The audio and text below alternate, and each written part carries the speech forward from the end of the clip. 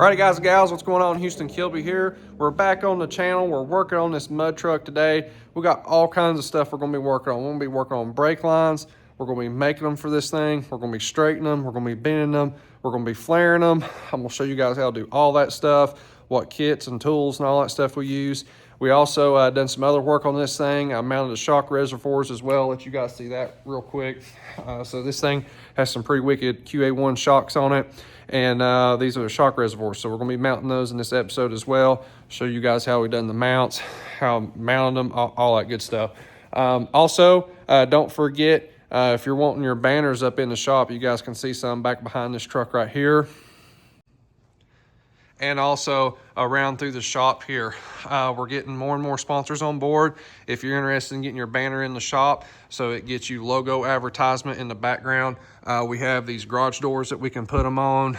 We've got spots on the wall. We've got spots on this side over here as well. Anywhere that we do filming on this side, we want your banners, we want to get them up. And when this truck goes down, you're working on the ground, you can see even more. But yeah, guys, let's get your banners up in here and let's get some advertisement going as well. If you're interested in that, just send me a message and let's make it happen. All right, guys, today's episode, we're going to be using the Tim McCamus brake line kit. These are all the little pieces that comes in this kit. Really good kit. I use this same kit on GTO, the Jeep that y'all saw us do. About every race car that I build in the shop, we use this kit because it actually comes with everything you need for a tube chassis car. And why that's important is all these different connections you got to make inside this chassis. Most brake line kits that's out there does not handle that well at all, because you have to weld stuff on where you need bulkheads at for the front, the back, all that good stuff. And this seems to be the best kit for that. And you get really good high quality fittings with it as well. And if it's your first time doing it, the instructions that comes with it is really nice as well. It kind of helps you understand how your brake lines need to be set up. Everything is the right size and you don't have to worry about pressure drop and that sort of thing and different issues like that. Alrighty, so these are the main tools you guys are going to be seeing us use today. This is our flaring tool right here. By far, this is probably about the best flaring tool I've ever used, and also the quality, how many cars I've done with it now, and the price of this thing was amazing. So this is a product by Jegs. It comes in a very nice case. The Pro Tube flaring tool, awesome kit. But it does several different flares. All these comes with it. The main two sizes that we normally use is 3/16 is what we're going to be using today. That's this size right here. And then most of the time, the other size we use is 1/4 inch. That's normally like for the size for fire bottles and stuff like that. But yeah, man, we're going to get on into it and we're going to hammer down. So up next is our bender. This is a cheap set of benders I got. I think these actually came from Harbor Freight. Very useful. These actually are meant for like 1/4 inch and up, but they work fine for 3/16 as well. They make a micro bender, okay? And I actually have some of those on the way and they're coming. It's actually meant for 3/16 and 1/4 inch tubing only. I think it only does like 2 sizes or something like that. And I'm actually excited about those because they do an even tighter bend, but this one is perfectly fine. It makes a nice bend. It doesn't flatten the tube out or anything like that, so everything's cool. Up next, a little cutter. These are really handy dandy. You have to have these. Do not cut this with a cut-off wheel, chop saw, anything. Don't do that. You have to have a very straight cut and then just deburr the inside, okay? And I'll show you a deburr here in just a second. All right, up next is a tubing straightener. This one is okay, and I believe in this episode, I'm hoping to have a brand new one on the way that's coming to straighten up some of the lines on some of my long runs. But this one's all right. All you do is, but you just run this thing back and forth, okay? That's all you do to it. It works okay, but there's no way of adjusting this to making it tighter, meaning getting the wheels closer together to make the line really straight. And I'll show you an example of why it needs to be tighter.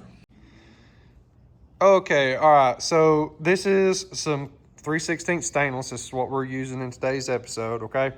I'm hoping the camera will show it here. I don't know if you can see it or not, but there's like these itty bitty little waves in there. Maybe if I put this down right here. Yeah, there you go. So you can see those waves. See how there's a straight edge? See there? There you go. Now you can see the waves in that really good. Okay, this is as good as what that tool right there will let you do. This is super fast. It works great for when this is all rolled up in a circle and you need to get it straightened out pretty quick. That's fantastic for that. But I'm hoping a tool in the episode here, I'm hoping to show here in a little bit, will prove that this is kind of obsolete once you use the other one. So we will find out. We will find that out together. But we will see. So for now, we're going to use this one to get us in the ballpark, get us close, and then we'll come back and straighten the line up with the better tool, hopefully. So let's get on into it here of our first line we're going to do. All right, guys, as promised, so I want to show you all the differences here. This is a brand new tool we just got in, and so this is the old one that we've been using. And what I wanted to do is I want to do a test here. You guys can kind of see it's got a little bit of bends in it there. So let's see what this thing does here. Just run it in there. And then you just kind of got to spin this thing around as it's going through in there. Oh, I can feel it. I can feel it straightening it out. That's pretty nice.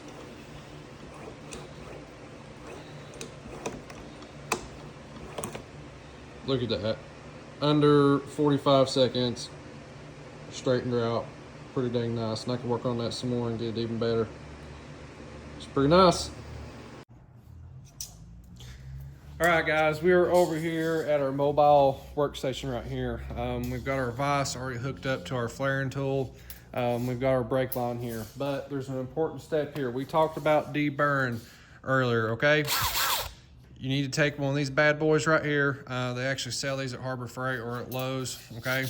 All this is a little deburring bit, okay, for holes, or you can also use this to put tapers in material for like tapered screws and stuff like that.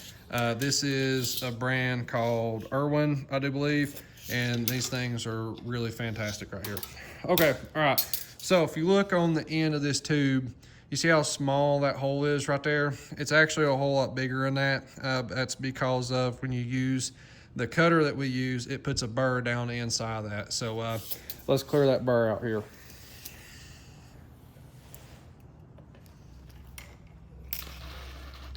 All right, see how much bigger that hole is now?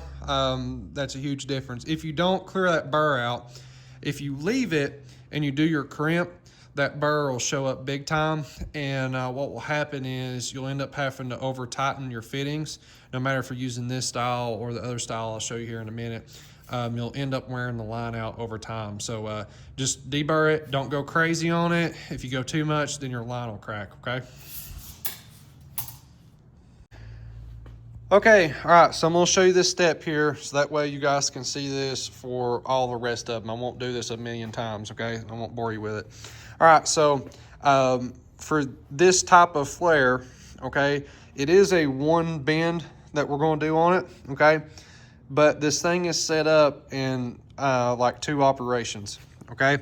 So what that means is you've got basically 2 steps you gotta do to make this bend work right. All right, so first up, we need to set the depth of what the bend is going to be on this thing, okay? And so that's operation 1 right here. I don't know if you guys can see it. Yeah, operation 1, okay? Don't tighten the far out of this. Just snug it up so it'll still move, all right? All we're going to do is, and nice thing is this handle's removable. I thought that was pretty cool. All right, so here you guys go right here. We're going to set the depth. Boom. The depth is now set, okay? And you can see it way down in there. Now, we're going to tighten this thing up really good now, all right? Not too many uggas, but just enough, okay? All right, now we need to go to operation number 2. All right, where's it at here? 316 to do operation 2 right here. All right, you guys can see here, if the camera will clear out, apologize about that, guys. All right, where's it at? Where's it at? Come on, camera. Come on. There we go. All right, operation 2. This thing will do both 3/16 and 1/4 inch tubing, okay? So you got to pay attention on which ones you're on here. All right, so now we're going to bend this bad boy right on out here, okay? Just like that. As far as it'll let you go, you guys can kind of see it in there. Now when we take this out, you'll see a really nice flare.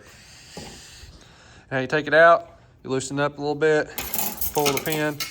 Now check it out right there. Bingo bango, guys. A really, really nice flare. Alrighty guys, I thought I'd show how I've done all the different steps on this front end housing. I'm really proud of this line up here. I thought it turned out really, really nice. So I thought I'd walk y'all through how I've done it. And you can kind of see the whole line get bent out here as well. So first things first, you kind of got to get you a little bit of your line kind of laid out to start with. A lot of people bend test pieces for these. And honestly, for brake lines, they're malleable enough and move enough. I think you can just kind of just roll with them and start to bend them out. But so I got me a couple of bends going, but then I find it best to go ahead and weld down one of like your bulkheads. Okay, so I call it a bulkhead. It may be called something else, but we're gonna go with bulkhead. Okay, so I'm gonna weld down a bulkhead. That's my start point. Now I've got something that'll kind of hold this line, and I can kind of clamp it down as I go, figure out where my bends are going to be at. Keep using that test piece. Also, I like using the rubber hammer a little bit too.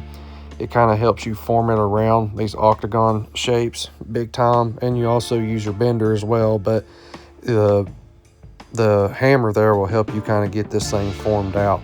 But as you guys can see here, we're finishing up. We're about to make our final cut on our line. Never cut it too short too soon. Wait until the very last step till you're finally ready to final cut. And you guys can see me, I'm welding down the last bulkhead down there on the end. And make sure you've got that flare and everything's already bolted up to your fitting before you go to weld down that last bulkhead. And man, guys, it'll be in there like swimwear. And looky there, that line's looking pretty good. All right, so I like using these plastic hold downs, and I like using Clecos to hold them down before they get screwed in, riveted in, or whatever it is that you're going to use to final mount this stuff, because especially this thing is going to get powder coated, so there's no need in riveting this thing down just yet. But man, check that line out. That's what I'm talking about. That thing's looking pretty good. So it's time to get the rack and pinion put back on. And this step right here, this is just, I thought I'd show this just so you guys could see how much work it is in some of this stuff. Sometimes you got to stop, take everything apart just to finish up one step and then put it back together again. It's just part of the game. Alrighty guys, in this Tim McCamus kit, it does come with all the flex hose pieces and parts you need to make all your flex hoses for your front suspension, your rear suspension, and your steering as well. So I just wanted to show at least one hose, how you put it together there. It's pretty simple. I won't go into crazy detail on it, but up next here, I wanted to show some of the lines throughout the truck, how it all came together. I'm really happy with the way it laid out here. It laid out pretty nice. It's kind of complicated, especially right here along the chassis going to the front end of the truck, but I was able to snake it in there, and it turned out pretty decent. And there you guys go. I don't have it all mounted down just yet, but I figured I'd show you the rear of it as well. I did get all that mounted down. It's all finished up, wrapped up, and all the brake lines are done, this bad boy.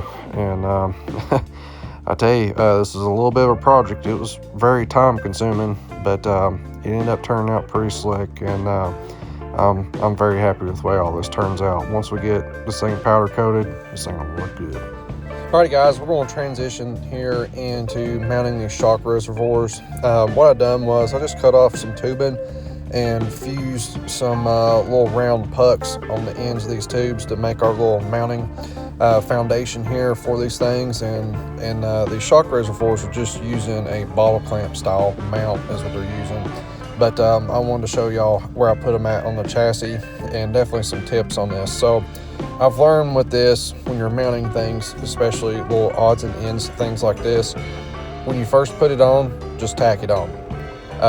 I didn't final weld these because of what I like to do is I like to kind of get everything put in on a vehicle cycle the suspension, have it sitting on the ground, and test everything out before I finalize everything. But I just wanted to show that one little clip there too as well of having to move everything and move the welders up to the front. It's little jobs like this. It's crazy how much time some of this stuff takes sometimes, but I got it in there, got it knocked out. I'm pretty happy the way all this stuff ends up turning out here. I think it turned out really nice, and I just thought I'd take y'all along for the ride here. Y'all got a little bit of brake line work today, got a little bit of fabrication work today, a little bit of welding work today, and got to see several things done on this old hot rod here, and I think it's coming along together here.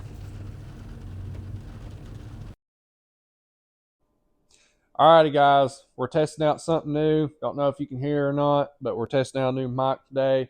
Mr. Jesse, we're stepping our game up, dude. Stepping up, man. We're going to have to catch up with the new technology. New technology, that's right. All right, so we got a new mic, so y'all hang with us here if it works or don't work. All right, so we just got done doing all the brake lines on this truck. Jesse, come on over here and show them this line right here. I'm really, really happy with how this thing turned out. We got our tabs welded on. We got our flex hoses made. Our hard line is now made, and it follows the whole entire housing there and stuff. But yeah, man, we now got braking and stopping power on this mud truck. So I'm super happy about that. Next episode on this thing, we should be, Jesse will walk right on over here. We're going to be installing some Stroud fire bottles on it. This thing is going to have 2 bottles. I'm really, really excited about this kit. I actually haven't put one of these in yet. I've done several different fire bottles, but this is the first one. It's a Stroud kit. We've done different one. I can't remember the name brand on the GTO. I'll have to look at it and put a picture in there for you guys. So I'm excited about that kit. Everything's really nice on it. The quality of everything, is really top notch. So I'm really excited about that one right there. I'm happy with how this tool worked out. You guys got to see that. That thing is nice. Highly suggest getting one of those. But yeah, guys, this truck is moving along. So next episode, fire bottles. After that, probably going to be mounting the fuel cell and the oil tank. And we are getting really close. Things that's left to do, drive shafts. We got to get those put in. We got to put the front axles in it, make sure all that stuff is good to go, and then build a wheelie bar. And this thing is super close, and mount the battery. So we are right there with this thing. So you guys are following along with us, and I appreciate everybody for watching on our episode here. Jesse, we are getting really close to 15,000 subscribers right now. Man, that's crazy. It's wild. Yeah, it's wild. It's been a long road. But it's like right here, it's been like really on fire of just how many people's been subscribing. So thank you guys so much. It's a big help. So you guys stay tuned. Lots more coming on this thing. We do have stuff coming on GTO in January. I can't say nothing about it yet, but we got big announcements for that thing. Cool thing. So I can't say nothing, but it's coming. I'm super happy about that. Got another gnarly wave coming this month. Yeah. So when you guys see that, y'all are going to be very happy because we are too. But cool things coming. Jesse's 55. We're going to be doing some stuff on that thing soon. We literally just got done talking about it. We just got done talking about it, so that's coming too. So anyways, I'm going to wrap it up here. Thank y'all. Appreciate you, and we'll see y'all in the next one.